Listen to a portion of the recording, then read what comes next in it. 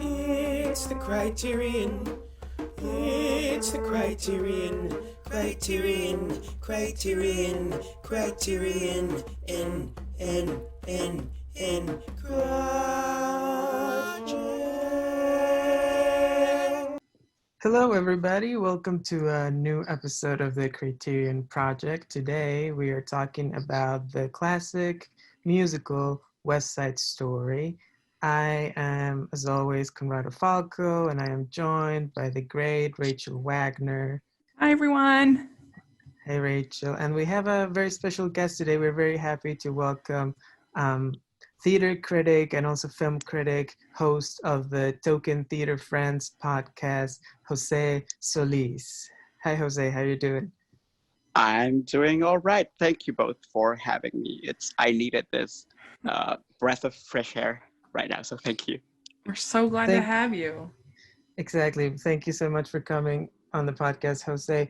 Before we start, we just wanted to acknowledge that we are recording this episode at a time when protests are going on all around the country. We don't know how things will look like when this episode is released, but we want our listeners to know that we support anyone who is demanding justice for Black lives and an end to police brutality in this country. If you want to support the cause, we will be linking to ways you can help in the show notes. So make sure that you check that out. That's right. Yes, we both felt that was really important to let all of you know that we are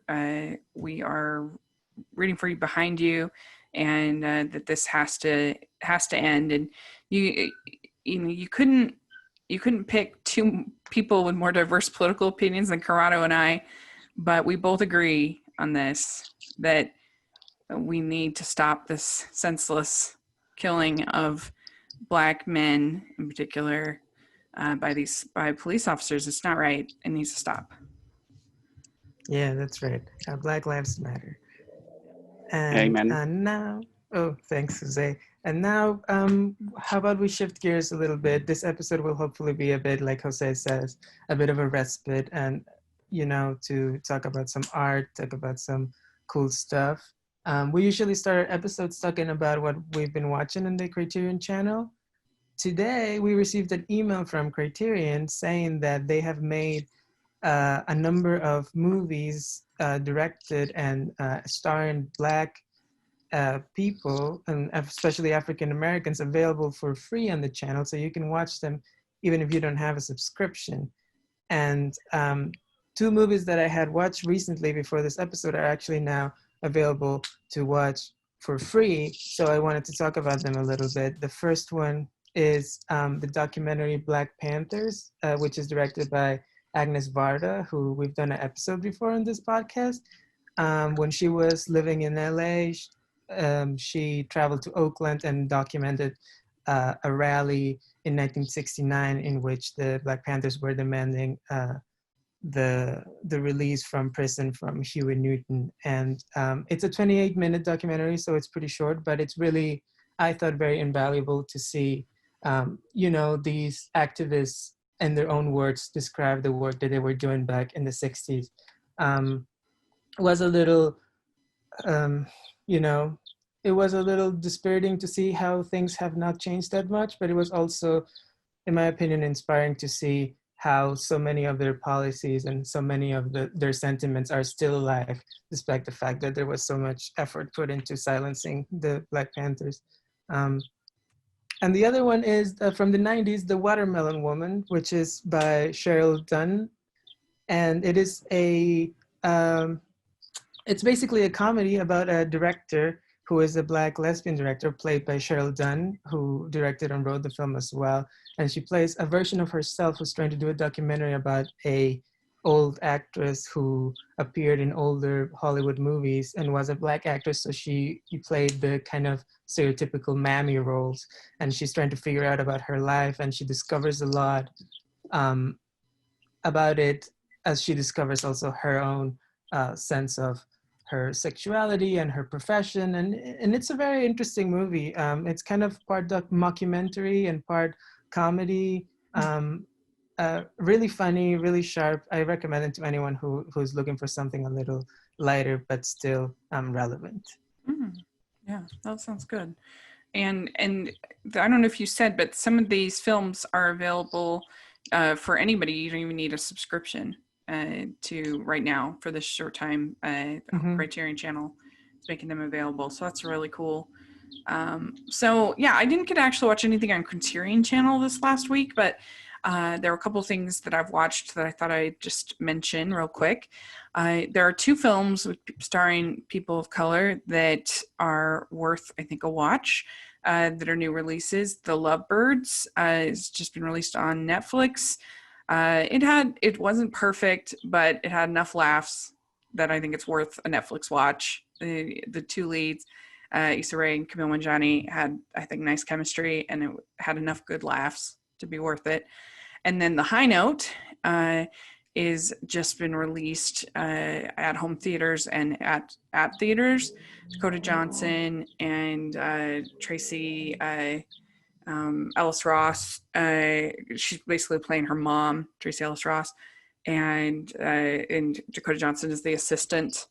And it was a cute little movie that I think, especially anytime you had Tracy and Dakota together, it really worked quite well. No, it's okay. The last one I want to recommend is The Vast of Night.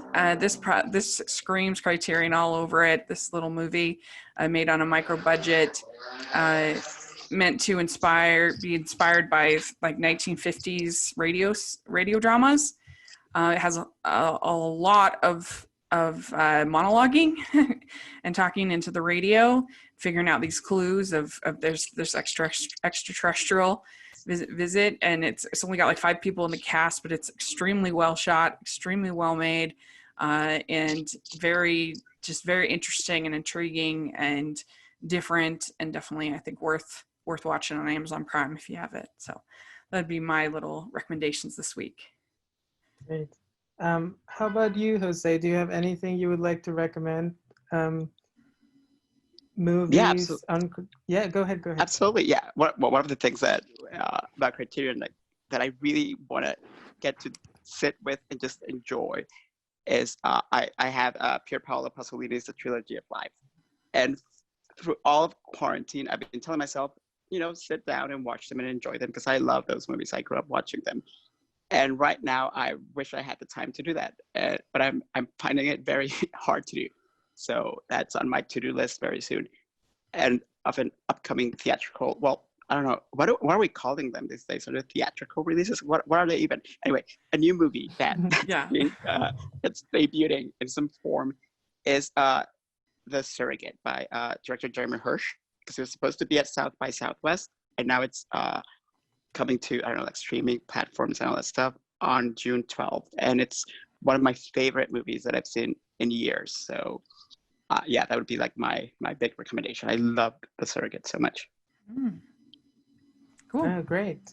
Okay, so lots of recommendations there. And now why don't we move on to talk about our main event of the episode, West Side Story from 1961, based on the hit Broadway play directed by Robert Wise and Jerome Robbins, and help me out here, music by Leonard Bernstein, a big names of musical theater. Jose, I wanted you to be in this episode because I've heard you talk about West Side Story in the past and how much you like it. So do you want to tell us a little bit about your story with the show, with the movie? And you're not tired of me talking about it? I talk about it a lot. I'm definitely not tired. I want to hear.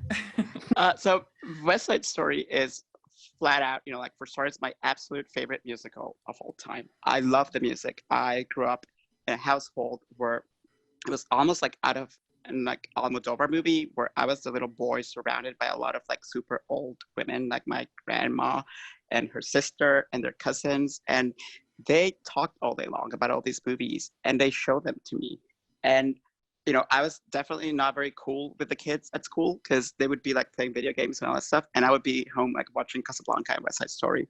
So my personal history with West Side Story is that this sounds like super corny, but the song Somewhere is almost the way I feel about the movie itself. Like it transports me to this really magical place where even if it's, horrible and it's violence and it's Romeo and Juliet and it's like killing each other, but the movie makes me so happy because it reminds me of that, of growing up and learning how to fall in love with classic movies. And, for instance, the Rita Moreno character actually shares a name with my late grandma, who I adored very much. I used to call her Anita, actually. I mean, her name's Anna, but I used to call her Anita. So, it's all these things that make me feel like I'm visiting with my family, with all these incredible women who are all gone by now. So the older I get, the more, oh God, I feel like my voice is breaking, sorry. The older I get, the more the movie just like takes me somewhere else. And the more I appreciate it for its beauty and for the problems it has also that I didn't see when I was younger. But it's one of those like things that if I had to go to like a desert island, I would take West Side Story with me, and a TV and a Blu-ray player, I hope. Wow, great. That was lovely, Jose. Thank you for sharing. How about you, Rachel? Yeah, I have a very fun feeling towards this musical as well. What am I saying? I'm an easy sell when it comes to musicals. I love musicals. But this one was one of the first musicals as far as a play that I really remember seeing. When I was in second or third grade, I was taking a dance class, and one of my teachers was playing Anybody's in the production, and so she invited all of us, and we went and saw it. And I just remember just being blown away. And so it's one of my earliest memories of theater is with West Side Story. And this is going to sound stupid, but I have to say it's one of those movies that I never really occurred to me that people disliked it. I was just like, oh yeah, everyone likes that, right? Oh, okay. And then I was looking, I was like, and I sent an article on Roger Ebert that Roger Ebert wrote about it, and he was pretty dismissive about it and talked about some of the other criticisms, and I was like, oh, okay. I mean, I see their points, but no, I really, really like it. I mean, it's one of the most, probably the most ballet influenced, I think, musicals to be a mainstream musical. It's very, very heavily influenced by dance, and I appreciate that. And I don't know, I think it's really moving, the message, and so yeah, I don't know. What about you, Conrado? What do you think? I had seen this movie once when I was young, and I have never seen it on stage. And this was my first time really seeing it. I will say for the first time really seeing it, because I was a kid when I saw it for the first time. So I was, I kind of like you, Rachel. I had heard so much about it. I had obviously heard Jose talk about it and rave about it, and I also had seen some stuff about people criticizing some of its, some of the things that maybe seemed progressive at the time but haven't aged as well, and that sort of thing. So it was a very interesting watch for me. I thought that on the level of the music and the filmmaking, like you say, the dancing, I thought was extraordinary. And also I thought that the directors do a really great job of kind of using the camera as well to highlight the dancing, like especially in the opening sequence. I don't know if you guys will agree with me, but when they're like snapping their fingers and then like they're kind of running around the city, and then the camera kind of like moves and reveals that the sharks are there, or like the jets are there. And I thought that was all very dynamic and very, very exciting. I also think that the dubbing in this movie is flawless. I mean, Marni Nixon is just, she was incredible. How she was able to get her voice to sound so much like Natalie Wood's, I think at least, is just incredible. I mean, she was just the best to ever. I mean, do you think she's the same person who's Deborah Carr in King and I, and Audrey Hepburn, My Fair Lady? I mean, to me at least, that sounds like such different performances, and yet she was able to make it work. And almost every role was dubbed, at least some. in this movie, and I think for the better. I think it sounds so good, and they did a. If people hadn't told me, I wouldn't know. Yeah, I agree with that. I think the dubbing in My Fair Lady, for example, I feel like it's not. I can kind of notice it that it's not Audrey Hepburn really singing, but here Yeah. it's really impressive. Exactly. How about you, Jose? Why don't you tell some of the elements that you love about this movie? I do love the dubbing, actually, and I think this is one of the perfect examples of why Hollywood should stick to dubbing. Like, we don't need to hear like Russell Crowe and Ryan Gosling singing. Like, Exactly. just dub them. Yeah, like we don't It's go to the distracting. movies for realism. Absolutely, yeah. Yeah. And I mean, if you want something to sound great, just hire someone who Yeah. who sings great. But I love the colors of the movie, like the those bright reds and the yellows, and like the Anita's purple dress. And also, one of my favorite things about it is, like, once that I moved to New York, was feeling like I was in West Side Story. So I'm like, sometimes I'm doing that scene Conrado from the beginning. I'll be like snapping, especially now if I go out in quarantine. There's no one in the street, so I do like my jumps and my, very poorly obviously, but I do my jumps and I do all of that. And I think that's one of the elements also that I love so much about this movie, that it's it's really ridiculous, like, if you really think about it, to think that these two, like, like, they're snapping and dancing gangs are actually so violent. And I think that the movie, because of this, really challenges like the idea of masculinity that we have. And probably that's one of the movies that has more violence that I like the most, because it's very still violence, but it's not this like tough, horrible, like guts out, like bloody violence. It's almost ridiculous in a way, which reminds me so much about how performative masculinity is. That you could be like, like, do something so beautiful as you're dancing, but also take someone else's life. That's very interesting. That's a really yeah, because I was wondering about the the kind of like trying to convey all the violence that is really going on, and I think you really touched on something interesting of how all this violence that we see in real life is also performative, and how portraying it in such a balletic way kind of highlights that. That's very cool. Should we talk about some of the stuff that maybe doesn't hold up as well? Do we have anything? I mean, obviously there is some, George Shakiris and Natalie Wood are not Puerto Ricans, and they are kind of like been made up to have browner skin than they usually do. I think even Rita Moreno has some makeup on to make herself look darker. I think I remember hearing her talk about that. Well, and some things I was reading actually that I guess people were pretty critical of Richard Beamer,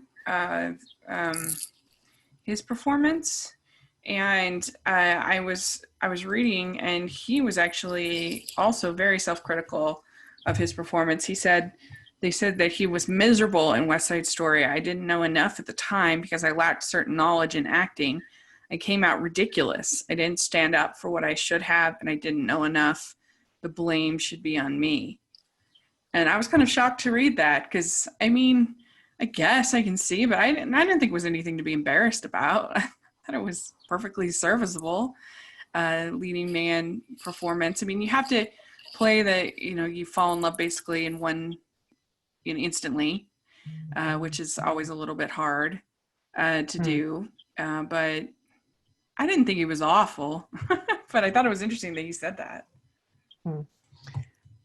In my opinion, the performances kind of vary on levels in the movie. I feel like there may be, even though I think the dancing and the singing is pretty stellar all around, I think like the acting maybe varies from person to person. For me, the standard is Rita Moreno. I think she does incredible in her musical numbers, and also the scene near the end when she comes to the kind of like the soda fountain and she's confronted with all the jets. I think that's a very powerful moment, and she really knocks it out of the park there. Do you have any favorites, Jose? Yeah, I was gonna say that I love Rita Moreno in West Side Story so much that I even forgive her or taking, not taking, but, like Judy Garland was nominated for the Oscar that year with her. And I'm like, you know what, Grace Kelly, no. But Rita, sure, take the Oscar. Sure. Yeah, I love her. She's fantastic. And the kind of, I don't know, she like lights up that movie when she's in it. Like the movie kind of feels like, we want more Anita. And she does so much with so little. And I mean, she's like dancing and all of that. And moving and like also like acting beautifully. Like the scene near the end in at Docks where she's where the gang tries to rape her. Her work in that is one of the few moments in the film that I want to look away because of the way that she's conveying that pain. It's almost unbearable, and that she can like navigate with those emotions so effortlessly and so beautifully. She's absolutely spectacular. And I saw her doing a talk a couple of years ago, and it's so funny to me because she says that Jerome Robbins was a nightmare, and she never could understand why he was so mean to her until one day he just blurted, "Because you're not Cheetah," because Cheetah Rivera had played it on stage. And she said that for her, obviously she was never going to be Cheetah Rivera, right? But she brings something else to the movie. And I'm not happy that Jerome was such a jerk, but I think that need of hers to excel is so palpable in the movie. And it makes me think a lot about the way in which women of color, especially in that era, when she was one of the few who was working, often have to do so much more and work harder. So I admire the performance. I love the performance, but I admire her so much for putting up with all that crap to still give us something that we love and something that's so gorgeous. Yeah, Totally. definitely, for sure. Uh-huh. There's a couple scenes that stood out for me. Maybe it's just because of the moment, but when the scene in the soda parlor where the lieutenant or detective, whatever, says, because I'm the one that's got a badge, and then you see the sharks going out whistling "My Country 'Tis of Thee." So that was a pretty good moment. Yeah. And then also after the brawl, when Baby John is crying, and I forget which one finds him, but he says, "Did you get a look at their faces?" And I thought that was a pretty powerful scene as well. And and I love the music. I think it's beautiful. I mean, Somewhere is one of my favorite. Probably, I think it's actually a beautiful song. And so anytime they're singing, it's good. I also like at the dance, the way it goes to sort of black, and you just see some small lights, and it's just them two. Everything fades away. I like that whole scene as well. Mm-hmm. Yeah, that scene in the soda parlor, I that really surprised me. I was, I mean, I'm not an expert on what was mainstream acceptable in the early 60s, late 50s, but I was surprised to see the movie kind of acknowledge that the police had this sort of preference for the Jets over the Sharks in certain ways, sending them out of the soda parlor and the police officer kind of talking with the white gang members, but not really, Right. but just like dismissing the Puerto Rican ones. And also the song America, which is obviously a very, very popular song that I've heard before, but I had never really truly listened to the lyrics. And I was surprised that in a mainstream movie from that time, you had all these lyrics about everything's great in America if you're just white in America and all that stuff, which I was really like, oh, wow, there's there really is something going on here, despite everything that I might feel like it's a little soft for my particular views and contemporary views as well. So yeah. Not Sondheim, those lyrics. Yeah, he did a great job with those lyrics. Anything you guys want to mention before we move on to our questions, or should we? Well, I did read that they were going to cast Elvis originally. Can you imagine? Was Presley playing Tony? Oh my God. That would have been something, huh? Yeah. All right, so let's move on to our first question. What do we think makes this a Criterion movie? You know, a movie that has been kind of stamped with the seal of approval of like being an important film. Who wants to start? Well, I think it won Best Picture. It won won 10 Oscars. I mean, that alone, I feel like kind of gives it a certain degree of prestige. It was revolutionary as far as the dance. It was a beloved film, so I think it was on the National Film Registry, so that that also gives it a certain degree of panache, I would say. Mm-hmm. Jose, how about you? Because I want someone to do like a really pretty like cover art for it. That's always important. Yeah, I love that poster so much. You know, it's such an iconic image, right? With the red and just like the silhouette of the fire escape and the two figures. But I would love to see what someone, I don't know, does with it and expands on that. You know, like I would love to see someone challenge the images that we associate with the movie.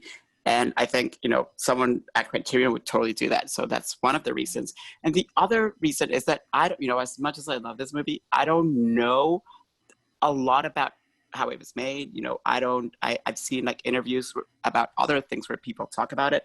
And usually the documentaries that they have on, the regular studio editions of the home releases, they're kind of lame because they always feel like very corporate.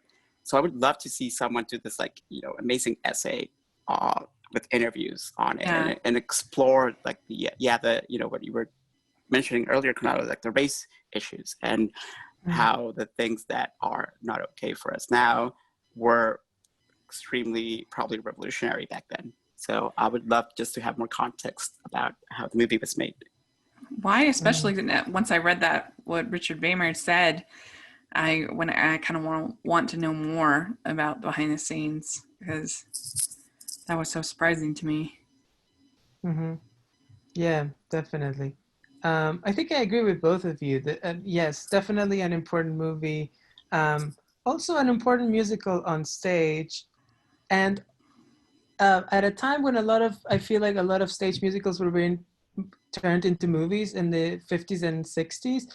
And a lot of them, I think, didn't translate very well, in my opinion. I don't really like the film version of My Fair Lady, for example. I feel like it's so long and kind of drags. But this West Side Story, I think it's one of the better ones. It's still 2.5 hours long, but it really moves. It's really exciting. It has a lot of energy.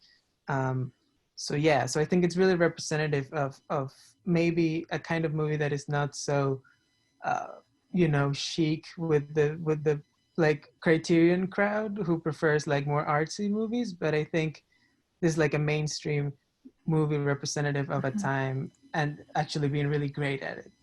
They also switched Cool and Officer Krupke swapped their spots, which I think was really smart. If they'd had during that tense post-Rumble, if there'd been that silly song, it would have been so tonally off. But to have the cool song fits way better. Our next question is the pretentious scale in which we rank where a movie fits in a scale from 1 to 10, how pretentious it is, how like artsy fartsy, for lack of a better word, so that the people can get a sense of the kinds of stuff that are included in Criterion, So what do you guys think for West Side Story? I don't think it's very pretentious. I think it's pretty approachable. I think that there are a couple things that maybe make it a little pretentious. The intermission, like that makes it seem, and the long prologue, the overture, and some people are just flat out kind of turned off by dance. Some people just find that alone pretentious. But overall, I don't think it's that pretentious. I give it a 5. Mm-hmm. What do you think, Jose? So this is like a very complicated question for me to answer, because there's like a lot of people who think that every single musical is pretentious for starters. Why are they singing and why are they dancing and all that. So I don't know. I'm trying to like fit within the range that you gave me for this. So I'm gonna go with a 3. No, actually, you know what? I'm also gonna go with a 5, but for something different, and it's the fact that the movie has almost expressionistic elements at times that other musicals that were transferred from Broadway to the screen don't have. And this one does a lot with color and does really incredible things with the editing that separate it from something like My Fair Lady that's very, very straightforward and beautiful. And this movie is beautiful, but just their use of color and, it starts with this big, the overture starts with this big red screen, right? And have either of you watched the movie on a big screen? No, I would love to, but I I haven't. don't think I have. I don't think I have. Yeah, so it was only after I watched it on a big screen that I was like, holy crap, because like having a giant screen all in red kind of is foreshadowing for the entire movie, because it looks like the screen was bleeding. So I love what it does with color. So yeah, I'm gonna give it 5 pretentious points for color. All right. I think we're all in agreement. I was also gonna go with something around 5, for the reasons you guys are talking about, and I also think that for Hollywood, the idea of having like a musical that has something to say socially relevant, I think always feels a little pretentious. Like I think people mostly associate musicals with like it's all fun and funny and it's comedy. So but this this definitely was trying to say something more. Yeah. So yeah. And well, now we have arrived at our last segment, which usually is we pitch remakes of the movie that we've seen, but there's already a remake in the works for this movie, directed by Steven Spielberg, supposedly going to be released later this year. We will see how that goes. But why don't we talk a little bit about what we're expecting from the remake, or what we hope that the remake will do now that we've seen the original. Yeah. My greatest excitement for this movie comes in the casting of Rachel Zegler as the new Maria. She is just an incredible singer. Her voice is so beautiful. I don't know whether she's a good actress or not, so we're gonna have to see. But if you just look at her YouTube channel, you'll be blown away. She's, in my opinion, she's just a tremendous singer. And so that'll be really nice. I feel like we don't often get the musical because they don't do dubbing anymore. So it's like you end up going to a musical and you kind of have to put up with terrible singing. But in this one, I'm thinking that the singing is going to be really good. And so that's my greatest excitement, is to see her. Jose? So I am very, I'm not excited about this remake at all, because as much as I love, the people they cast, especially the actor who's going to play Anita, Ariana DeBose, she's incredible on stage. So I'm happy that she's going to get such a big platform. But Steven Spielberg is such like the wrong filmmaker to be doing a remake of this, because I don't think personally, he's a really good filmmaker, right? But he doesn't have a remake of West Side Story right now would need some grit and some edge. And I feel like Steven Spielberg is gonna be like too nostalgic. Like, I don't like, for instance, how drained of color all the shots that I've seen look. It looks like a beige movie, like it's very muted. And I would have loved to see someone like, I don't know, I'm not gonna say like Gaspar Noé or someone crazy like that, but I would have loved to see someone like Terrence Davis even take on the movie, because he loves musicals and he loves history and he does have an edge. And I feel like Steven Spielberg's just gonna give us like a throwback And in that case, we should just watch the original movie. So I don't know. I hope to be very wrong, but I don't know, because I don't think there's a single Steven Spielberg movie where I like the ending of, because he's always like trying to wrap everything with like beautiful little bows. Even the tragedies, even when he does like something like super dark, he always ends it with this on this like super corny note to send people home crying. And I don't want that from West Side Story. Interesting.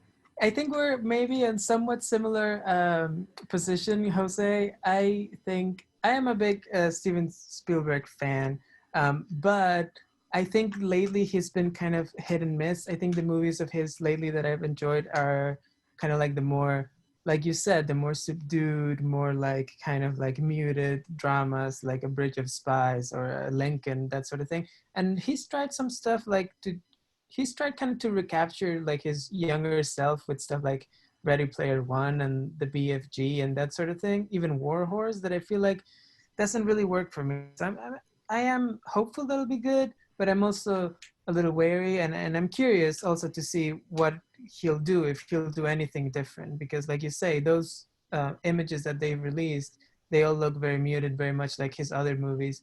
And I hope it's kind of like, when Mad Max Fury Road first released the first images, they also looked kind of muted, but then the movie was so colorful. So I'm kind of hoping for something like that. I'm not expecting it because, I'll have to see it to believe it. But I'm kind of hoping that secretly the movie will be as colorful as I want it to be. He definitely has been hit and miss. I was not a fan of Bridge of Spies. I can't go with you there.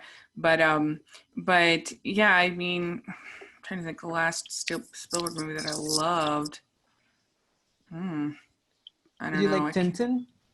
Oh, I love Tintin. Yeah, there's got to be one sooner than that. But yeah, I mean, it is kind of a weird choice, and I was frankly a little surprised because I remember an interview with him a while back where he said the one movie that he regretted making was The Color Purple, and not because he didn't like the movie, was because he felt like an African American director should have made it. And so I was a little surprised when I heard about this, because it seems like this would be a really great opportunity for a person of color to make this film. But there it is. I'm most excited for the singing and the music, and it'll be interesting to see how they modernize it, how they can make it more contemporary, what they do. I haven't heard Ansel Elgort sing, but hopefully he's a good singer. He also has I think he has like an album or something. Oh, does he? I think he tried a recording career at some point. Oh, that's good. Yeah, but speaking of modernizing, maybe this is a good time to ask you, Jose, because you've seen multiple productions of this on stage, so you have a better sense than we do of what people have been doing to try to keep the material relevant and modernize it. So why don't you talk to us a little bit about, I guess, your favorite productions that you've seen, or something that you think it's interesting about what they've done? This question is like catnip. I love you, Conrado. So, it's interesting because this, before the COVID-19 pandemic and all of that, I thought that this was going to be the year where it was going to be like the West Side Story year, right? Because there was a Broadway production that opened in early March or late February that was directed by Ivo van Hove. And he is always like extremely polarizing and controversial because of the way in which he uses video elements on stage. And I was ready to be angry at this production when I would see it, because I was like hearing so much about, first of all, I was like, why is a white European guy directing this on Broadway right now, right? And then I was so pleasantly surprised and almost shocked, I would say, at what he did with the production, because he totally modernized it in a way that, the gangs in the movie, for instance, they're like almost like color coded, right? Like the jets were certain colors and the sharks were certain colors. And in this production, he had almost the entire cast, who, by the way, they were not separated between it's gonna say like white actors and like brown skinned actors, or Natalie Wood and like brown face. Instead, he did like this like multiracial cast with the two. And so when you go to that and you're like, oh, wait a second, like, and you're expecting to see like brown people on one side and then like white people on the other side, it is so disorienting. And I love that because it reminded me of how much more nuance there is to race than just saying, you know, white versus black, white versus brown, etc.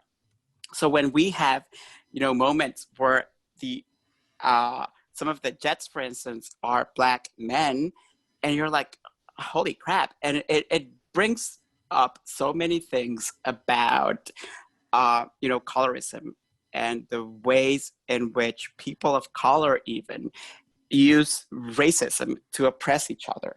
It's like sorry, I got mixed up.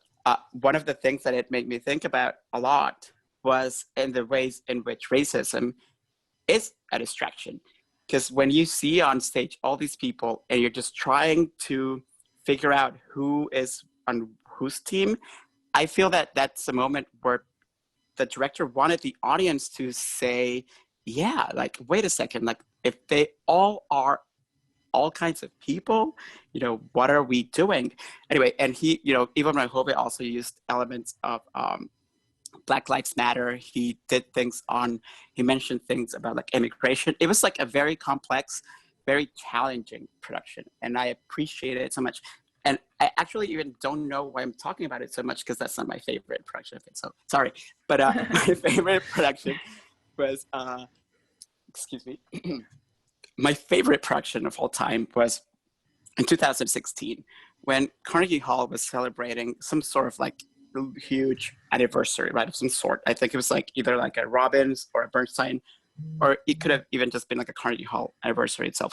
So they did something called the Somewhere Project that went on for almost a year, I think, where they engaged the Carnegie Hall Education Department with the New York City Education Department to use West Side Story and Somewhere specifically to educate students on arts and music and all of that. And it was a celebration of both the institution and the artist, but also of New York City.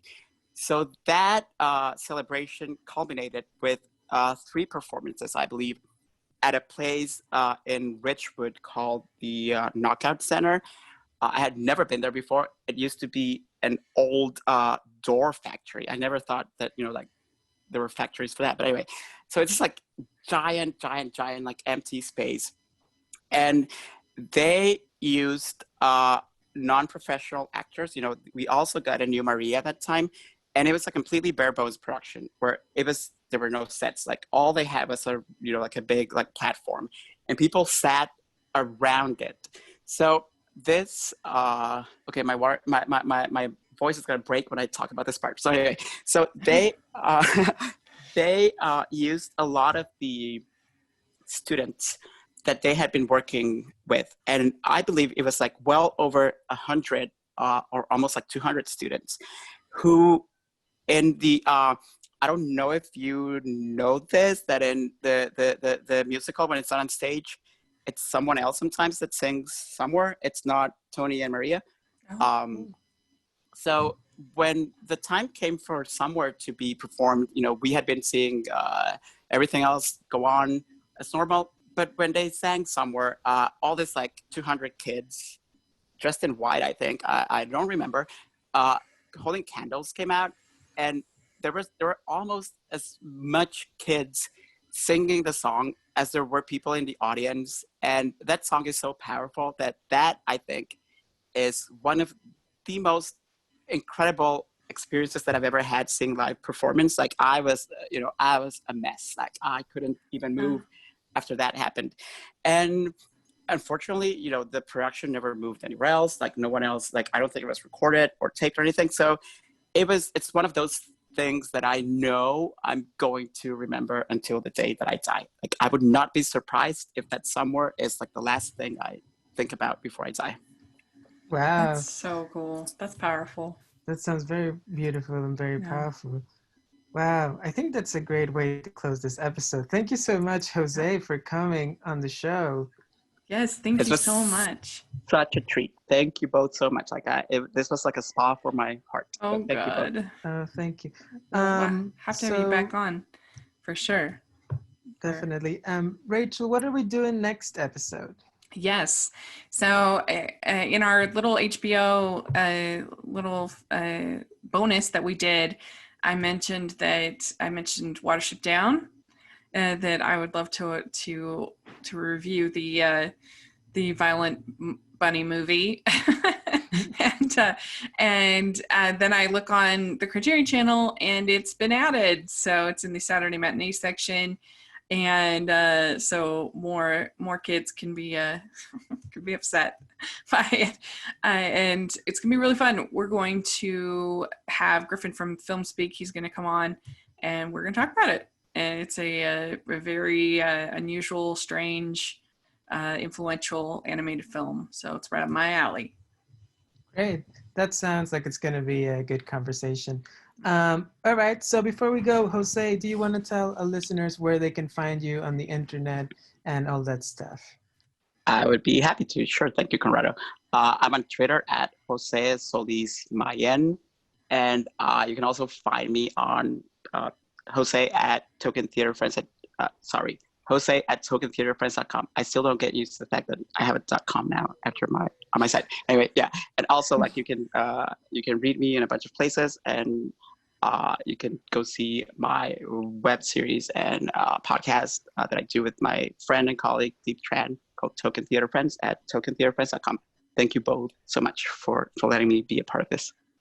Thank you. Thank and you. I just want to say Token Theater Friends is a great podcast. Everyone should listen to it. Very exciting about theater in New York and in America. So yes, definitely. Rachel, where can people find you on the internet? You can find me at Rachel's Reviews, all over social media, iTunes, YouTube, and on Rotten Tomatoes. So check that out. And also you can find me at the Hallmark Keys Podcasts. Great. And you can find me on Twitter at Coco Hits New York. And we will have all this information about contacts, about how to help the protests and all that stuff on the show notes. So please check that out. Yes, and follow us at Criterion Pod on Twitter. We'd love to have your thoughts. All right. Well, thanks, everybody. I'll see you. Thank you, Jose, again. And thanks, Rachel. And we'll see you guys next time. Okay, bye, everyone. Be safe. Thank you. You as well. Take care. Bye.